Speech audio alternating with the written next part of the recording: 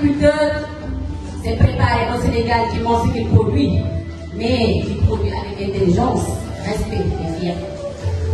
Voici l'histoire de nos agriculteurs, des visages, des choix, des lumières. Voici le champ de possible.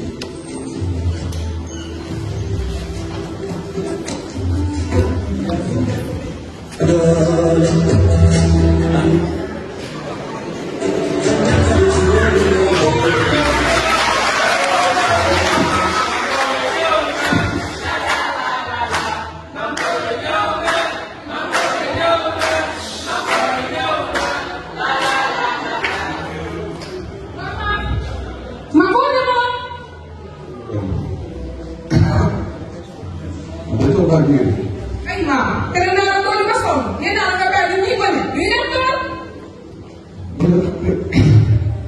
su ma toogee du baax. maam baa mi ne da ndox nga naan. maam tere naa la tool yi ba sonn nga di doo toog su ma sonnee sa tànk bii laay nangu nga toog fii ma seetaan bi. maam naa naan.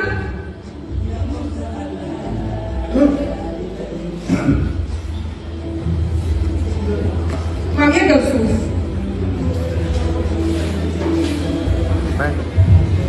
waaw yow maam nee naa la ma rek feebar la bàyyi bi ñuy daw ñu dem ci tool yi ñu suñu kàttan ñu doog a may mais pas yow. Ndiaye xam nga toog rek su ma toogee du baax. waaw maam. ma ne leen daal doon laaj. yéen seen jamono nan ngeen daan def di bay te daal di dimbali ko ay machine. ah su ma doom. Asta.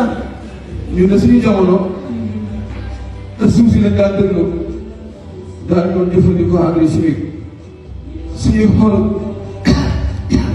ak suñuy xool dong lañ daan déglu. déggal sa maam te maam seen mbay dana baax de maam. ah waaw sama doom suuf si de ay dabaar dañ doon jëfandikoo pour defar ko dañ daan jël tamit neefere yi jóge si jur gi te lu gën a am solo. mooy lan maam. dañ doon ji si yar ak tekki. dëgg la dégg nañ la. salaamaaleykum. maa booy. ay sa naa def. naka mu bàyyi lépp jàmm ah. ay cool nga dégg si. waaw maam. day na xale rek. li ngeen wax noonu histoire yi yàgg la. maintenant il faut produire vite et vendre. man nga. waaw maam. ci man ñëpp suñuy meññeef dañ doon sell am jox ko lu neex mel na ni seen tomate léegi yoo xamante ne amul benn jaf-jaf. maam nag da ngaa mën tooñ nag maam ah. waaw maam. yéen li ngeen daan bay noonu si ngeen daan dund. ah waaw sama doom ñun de mbay dundee lañ daan def te lu si gën a am solo. mooy lan. dañ doon jàppalante suñu biir samay doom lenn li laa leen dégg mooy lan maam. te xam naa doole ma bañal dara du mos a weesu ngeen dellu seeni cosaan. ah maam dégg nañ bu baax li nga wax léegi lu ñuy def dañuy jug nag nga dugg si biir daal di noppaleeku. maam dama noppal ñu ngi maa faral ngi di ñu ngi maam faral dégg di nga. maam dégg.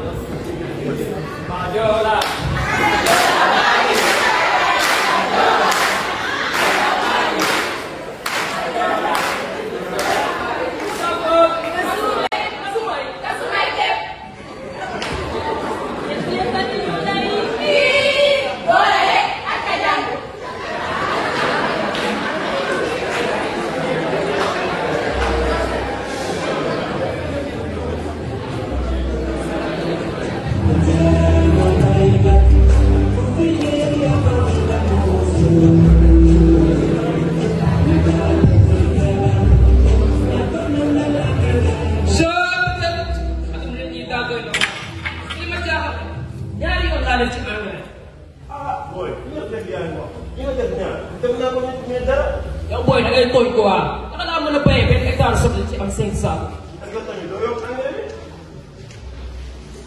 Assez! Tu m'empoisonnes. Waaw kan mooy. Je suis la terre que vous voulez, la terre que vous voulez, la terre que vous épuisez. Tu crois convaincre, mais tu t'effraies. L'eau s'infiltre, les insectes fuient et le sol meurt.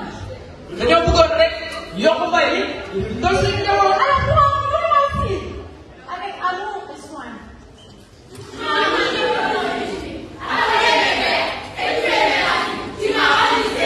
waaw lan la ñu war a def kon. si naka.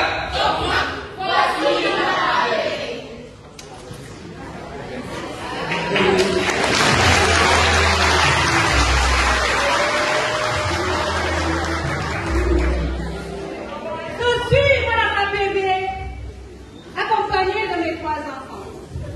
La production de ces plans, agriculture biologique et écologique et agroforestière.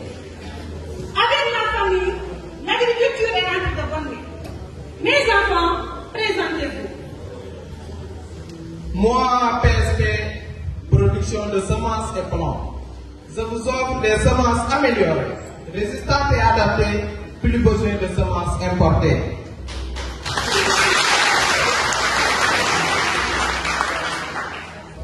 Moi, agriculture biologique et écologique. Je mets à votre disposition du compost, du fumier organique pour redonner vie au sol et des biorepulsures naturelles. Je suis l'agroforesterie. Je plante des arbres pour garder l'humidité, protéger les cultures, nourrir les hommes et les animaux. Tout ça pour accéder à la souveraineté alimentaire. Je suis la terre, mère de vos saisons, celle qui vous parle de moissons. J'ai vu vos mains, vos cœurs, vos idées. Et grâce à vous, je peux respirer. Vous, enfants d'APV, fiers gardiens de l'avenir cultivé, vous qui semez avec passion, je vous offre ma bénédiction. Pendant longtemps, j'ai souffert en silence. Mais aujourd'hui, je danse, je reprends ma cadence.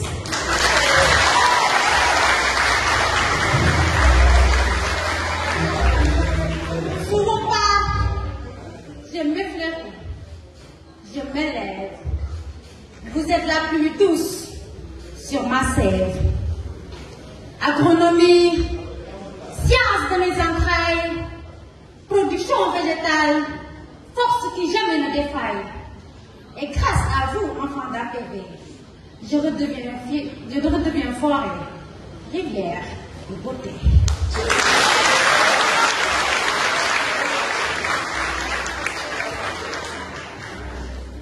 ABE, l'âme verte des saisons, on soigne la terre en cultivant sans poison.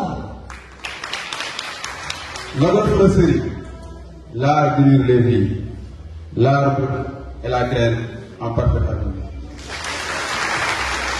Production de semences et plants, des graines vigoureuses pour une agriculture meilleure. ABE, que tu mets soin pour guérir demain.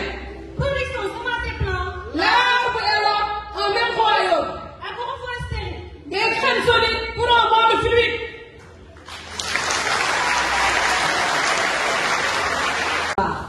Ne soyez pas juste élèves, soyez les flammes, soyez les racines, des feuilles, des arbres. Protégez sans dominer, semez sans oublier. Que chaque geste soit empreinte de vérité, car l'avenir vous appartient. Alors, bâtissez le sans bruit, avec l'amour de la terre et la lumière de la vie.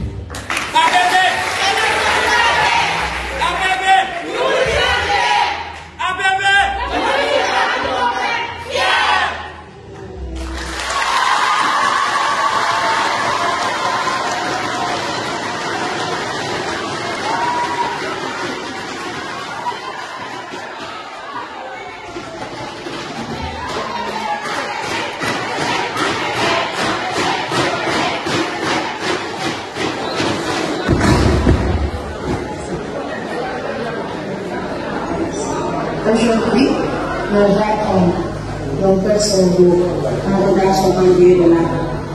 La communauté universitaire de Sissa nous est rendue. Une sœur, une amie, une camarade, une âme précieuse, soliditaire.